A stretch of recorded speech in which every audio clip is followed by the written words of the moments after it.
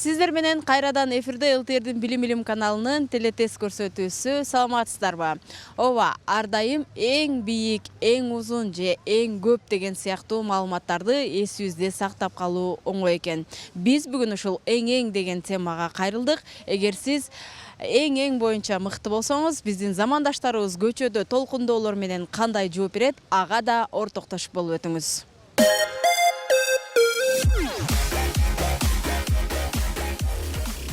Расписание сөзүнүн кыргызчасын билесизби деген суроо калтырганбыз. Дал ушул суроонун туура жообун алгачкылардан болуп жөнөткөн бул замандашыбыз жеңүүчү болуп аталды. Сиз да көрсөтүүбүздүн жеңүүчүсү болуп белек алууга мүмкүнчүлүгүңүз бар. Андыктан көрсөтүүнүн аягына чейин көрүп барып, берилген суроого жооп жазууга ашыгыңыз.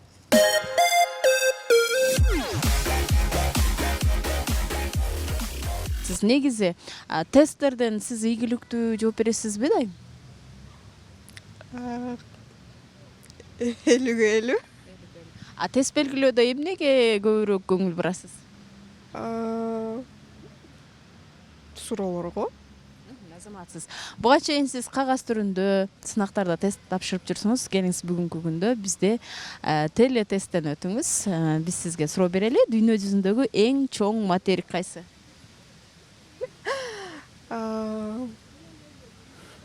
Эң чоң материк. Евразия болсо керек. География сабагынан ким окутт эле? Аттарын уже не помню. Евразия деген жооп бул сиздин дароо ушул вариант туура деген жообуңуз, э? Эгер жооп туура болбой калса, анда бир аз шарт аткарып берип каласыз. Ага чейин биз сизге 4 болжолдуу жоопту айталы. Сиз болсо туура жооп тандап бериңиз. Макулсузбу? А варианты Евразия, Б варианты Австралия, В варианты Антарктида, Г варианты Африка. Евразия. Негизи канча материк бар? Ушул бардыгын айтканыңыздар эле. Негизи канча материк бар? Бул жерде биз 4-өн эле атап өттүк да. Так. Башка адамдарды сураңыздарчы. Бул башка адамдардан сурайлы, бирок тесттин жообун чыгарып өтүшүбүз керек. Урматтуу телекөрүүчүлөр, дүйнөдөгү эң чоң материк сиз туура белгилегендей бул Евразия материги. Дайым эле жашоодо ушундай уялчаксызбы? Ооба. Мен азыр еще мындай эле болуп эмне кылган элем да, сиз келип калдыңыздар. Азаматсыз, суроонун жообун туура таптыңыз. Биз сизди куру кол калтырбайбыз. Өнөктөшүбүз Семетей кинотеатрынан чакыруу баракчасы. Бул билет менен эң сонун кино тасмаларды көрсөңүз болот.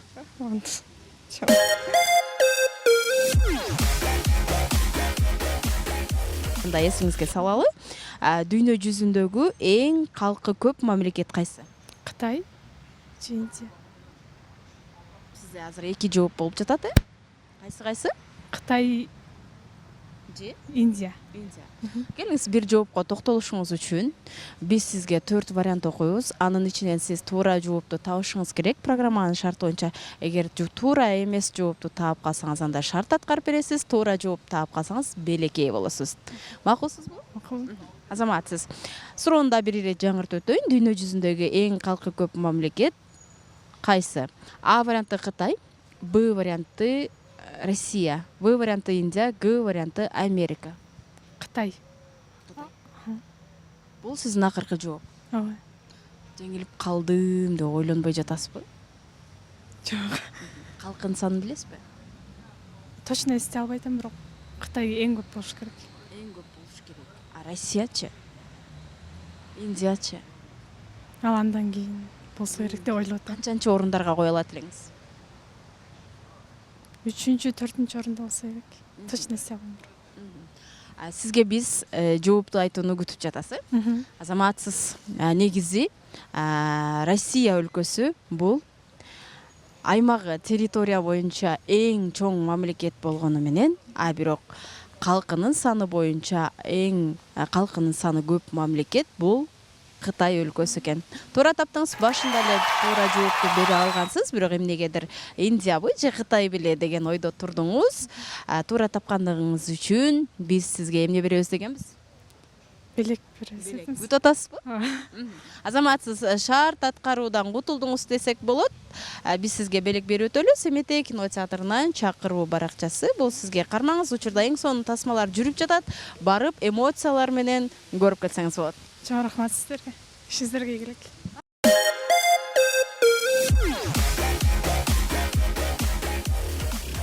Дүйнө жүзүндө эң көп жайылтылган тил кайсы Англис тили? деп ойлойсуз? Бизде 4 вариант бар. Варианттарга таянып жооп берсеңиз болот. А варианты англис тили, Б варианты жапон тили, В варианты орус тили, Г варианты кытай тили. Кайрадан айтсак болотпу? Болот, ооба. Сиз 4 варианттын бирөөсүн тандаңыз деп, мен сизге 4 вариант окуп жатам. Англис тили деп ойлойм. Дагы ойлонуп көрбөйсүзбү? Орус тили деле болушу мүмкүн. Сиз токтолгон жооп бул кайсы жооп? Орус. Жапон тили, Кытай тили, англис тили, орус тили. Орус тили. Кайсы жооп туура? Орус тили. Азаматсыз. Сиз менен коштошобуз. Бир аз туура эмес жооп тандап калдыңыз. Саламатсыз.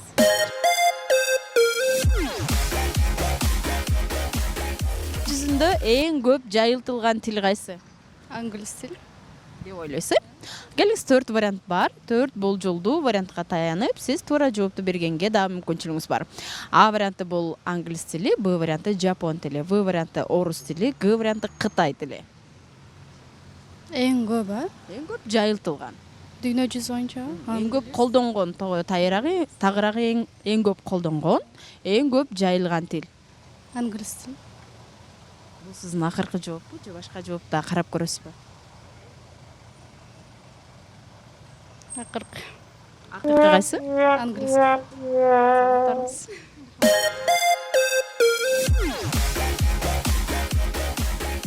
Дүйнө жүзүндө эң көп жайылтылган тил кайсы Английский? сиз үчүн? Мен дагы англиский.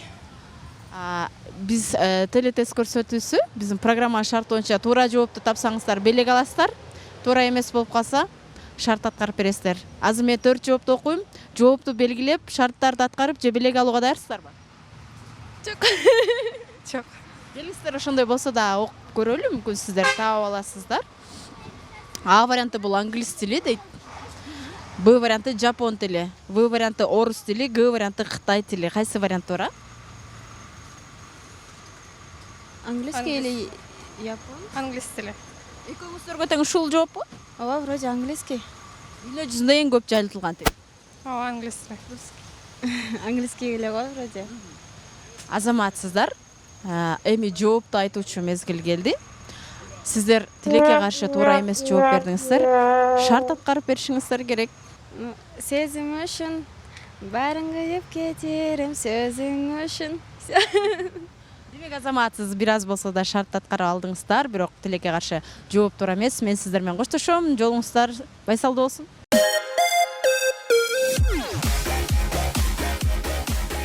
Дүйнө жүзүндө эң көп жайылтылган тил кайсы?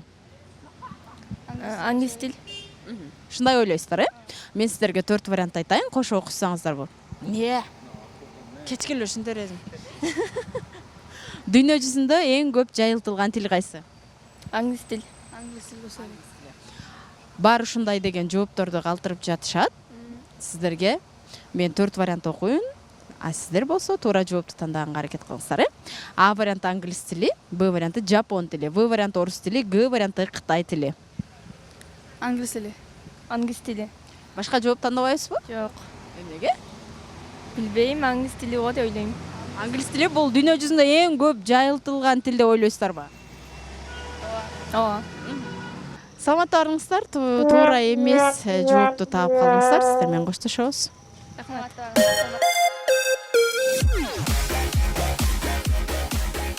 Саламатсызбы? Атыңыз?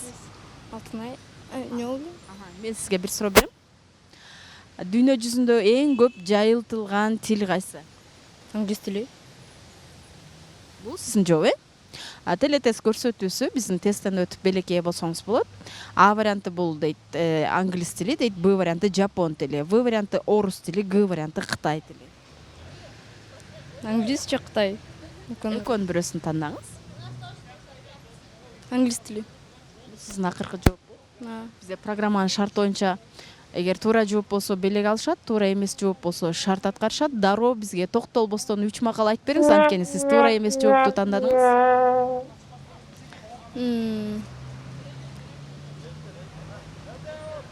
Барбы макал? Ооба бар. Бир. Жакшы болуш астаста, жаман болуш бирпаста. Баланын ою, эненин ою балада, баланын ою талада. 3 макал. Туулган жердин топурагы алтын. Азамат, сиз шартты аткардыңыз. Жогоруда мен сизге айтып өткөндөй жооп туура эмес. Сиз менен коштошобуз, саламатта болуңуз. Рахмат.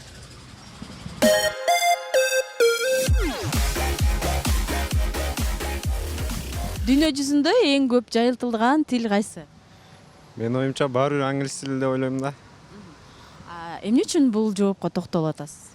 Себеби элдин көбү англис тилинде сүйлөйт, бардык жерде элечи. Ошого Келиңиз, бизде бул телетест көрсөтүүсү 4 вариант камдап койгонбуз сизге.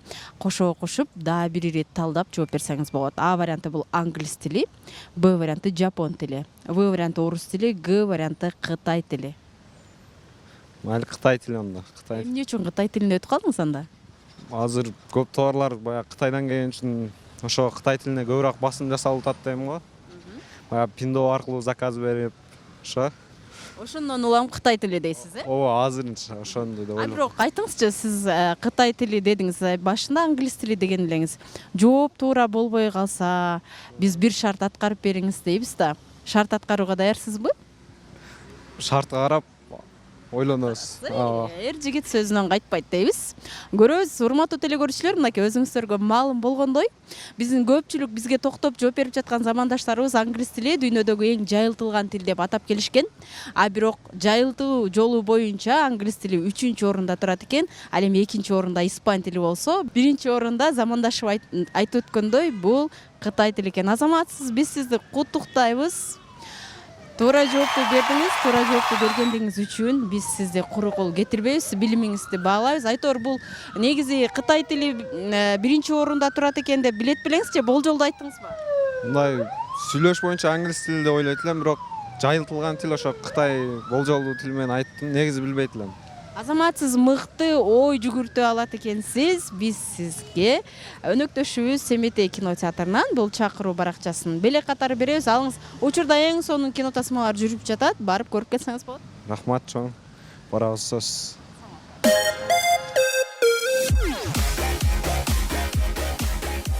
Негизи жашоодо эң дегендерди эстеп калуу мүмкүнчүлүгүңүз көп экен. Сиз кайсы нерселерди дароо эстей алдыңыз?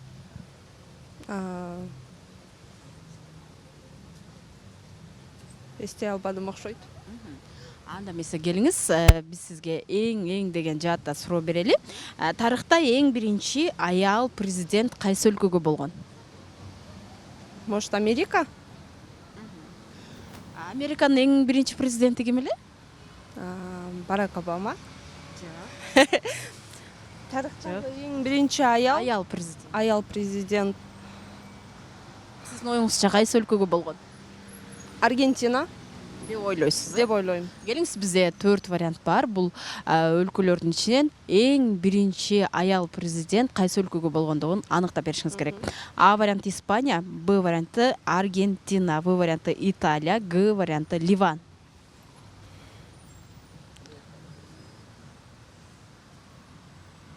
Аргентинага эле токтолобуз. Эмнеге? Мурда бир аз окугандай болуп эсиме түшкөндөй болуп атат. Бирок даана айтып бере албайсыз. Жок. Ал эми Орто Азияда эң биринчи аял президент ким эле? Роза Отунбаева. Азаматсыз. Сиз азыр бизге дагы эле Аргентина деген жоопту калтырасызбы? Ооба.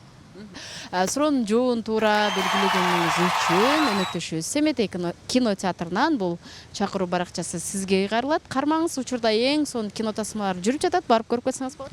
Рахмат. Сиздерге да чоң рахмат ушундай белектерди ойнотуп жатканыңыздарга. Урматтуу телекөрүүчүлөр, өлкөдө деги эле дүйнө жүзүндө эң алгачкы аял президент бул Аргентинада Изабел аттуу айым болгон.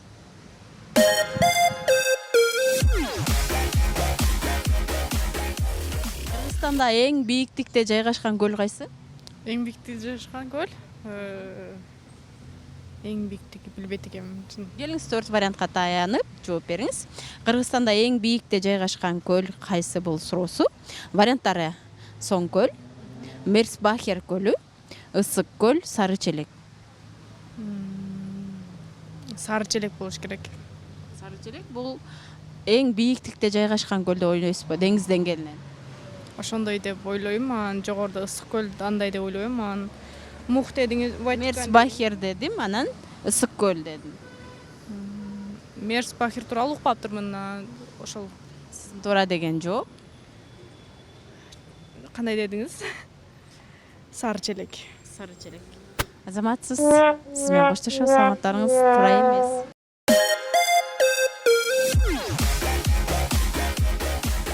Да эң бийиктикте жайгашкан көл кайсы? Бийик көл, ысык көл эмеспи экен? Келиңиз 4 вариант айтайын. Бир вариантты туура деп тандап бериңиз. А варианты Соң көл, Б варианты Мерсбахер көлү, Б варианты Ысык көл, Г варианты Сары челек. Соң көл.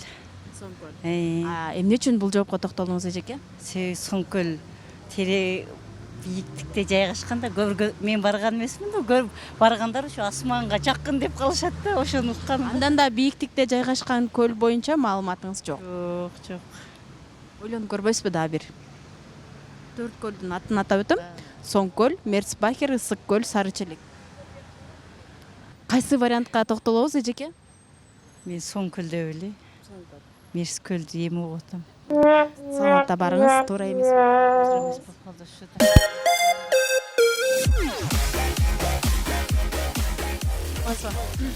Кыргызстанда эң бийиктикте жайгашкан көл кайсы?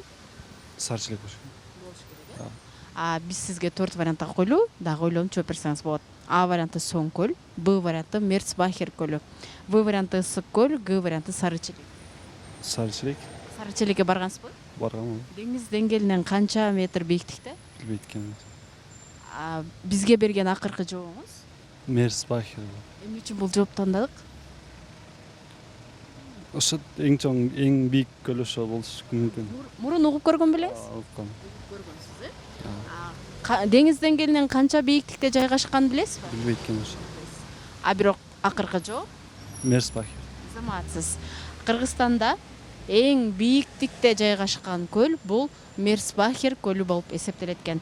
Биз сизге туура жоопту бергениңиз үчүн өнөктөшүбүз Семетей кинотеатрынан чакыруу баракчасын белек катары беребиз. Кармаңыз, учурда эң сонун тасмалар жүрүп жатат. Барып көрүп келсеңиз болот. Хорошо, рахмат.